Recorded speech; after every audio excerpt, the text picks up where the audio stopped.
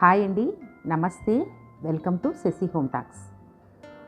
ఇంట్లో మనము ఎప్పుడైనా సింగిల్ రైస్ ఐటమ్ చేసుకోవాలని అనిపిస్తూ ఉంటుంది కదా. అప్పుడు అందరికీ గుర్తొచ్చేది టమాటో బాత్, అంటే టమాటో రైస్ అన్నమాట. ఇది చాలా రకాలుగా చేసుకోవచ్చు.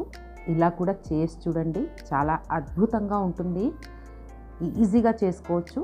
రైస్ కుక్కర్లో చేసి చూపిస్తాను. అంటే నేను 4 టమాటో పళ్ళు తీసుకున్నాను. అంటే ముగ్గురికి లేక నలుగురికి అయ్యేట్టుగా ఈ రెసిపీ చేస్తున్నాను.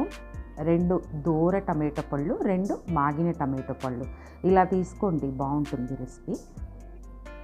వీటిని ఒక మోస్తరు కట్ చేసుకోవాలి.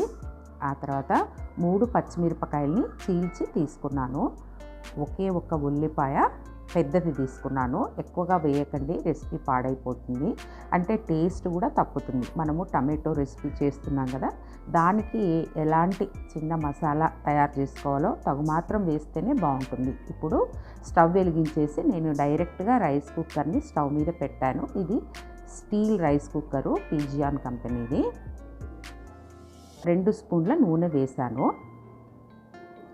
అందులోకి 1 స్పూన్ జీలకర్ర, 1 స్పూన్ ఆవాలు, 6 స్పూన్ల శనగపప్పు వేసుకున్నాను. ఇలా రైస్ ఐటమ్స్లో పప్పు ధాన్యాలు వేసుకుంటే చాలా బాగుంటుందండి. ఆ తర్వాత ఇంగువ వేసేసి చిన్న దాల్చిన చెక్క ముక్క, 2 లవంగాలు, ఈ చీల్చిన పచ్చిమిరపకాయ ముక్కల్ని కూడా వేసి ఒక చిన్న కప్పు పచ్చి బఠానీలు, 1 కప్పు పుదీనా, మంచి ఫ్రెష్గా పుదీనా కడిగేసి దాన్ని కూడా అందులో వేయాలి. ఆ తర్వాత మిక్సీ జార్లో, చిన్న మిక్సీ జార్ తీసుకోండి, ఇవైతే కరెక్ట్గా సరిపోతాయి. సరిపోకపోతే మీడియం సైజు జార్లో వేసుకోవచ్చు. ఒక చిన్న అల్లం ముక్క పల్చగా తరిగి వేశాను. 3 ఎండుమిరపకాయలను కూడా వేశాను. కలర్ బాగొస్తుంది, మనకి కారం కూడా కరెక్ట్గా సరిపోతుంది. పచ్చిమిరపకాయలు సరిగా కారం ఉండట్లేదు కాబట్టి ఎండుమిరపకాయలు వేస్తున్నాను. కలర్ కోసం కూడా మనం ఎండుమిరపకాయలని వాడుకోవచ్చు. మిక్సీకి బాగా గ్రేవీలాగా పట్టుకొని మెత్తగా పట్టుకోవాలి. ఇప్పుడు ఈ రైస్ కుక్కర్లో వేసుకోవాలి. వేసేసి అందులోకి తగినంత ఉప్పును వేసేసి, రుచి ఇంకాస్త పెరగాలి, కలర్ ఇంకాస్త బాగా రావాలి అంటే 1/2 స్పూను చక్కెర కూడా వేస్తున్నాను. బాగా మనము ఫ్రై లాగా చేసుకోవాలి, అంటే బాగా వేయించుకోవాలి. ఎందుకంటే మంచి పచ్చి వాసన పోయి మంచిగా వస్తుంది స్మెల్. ఆ తర్వాత కలర్ కూడా చేంజ్ అవుతుంది.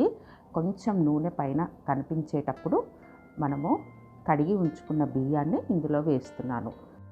3 కప్పుల బియ్యానికి 6 కప్పుల నీళ్లు తీసుకున్నాను. 15 నిమిషాల సేపు నానబెట్టాను.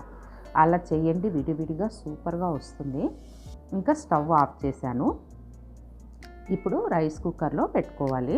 అంతేనండి, చాలా ఈజీగా రెసిపీ అయిపోతుంది. కళ్ళు మూసుకొని మనము రెసిపీ చేయడం అన్నమాట. బ్యాచులర్స్కి అయితే చాలా యూజ్. పొడి పొడిగా సూపర్ టొమాటో బాత్ రెడీ అయిపోయింది.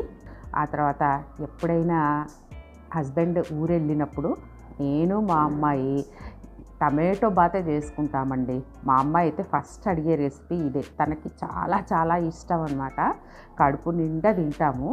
చాలా బాగుంటుంది, ట్రై చేయండి. నచ్చితే లైక్ చేయండి, షేర్ చేయండి, సబ్స్క్రైబ్ చేసి బెల్ ఐకాన్ని క్లిక్ చేయండి. Thank you.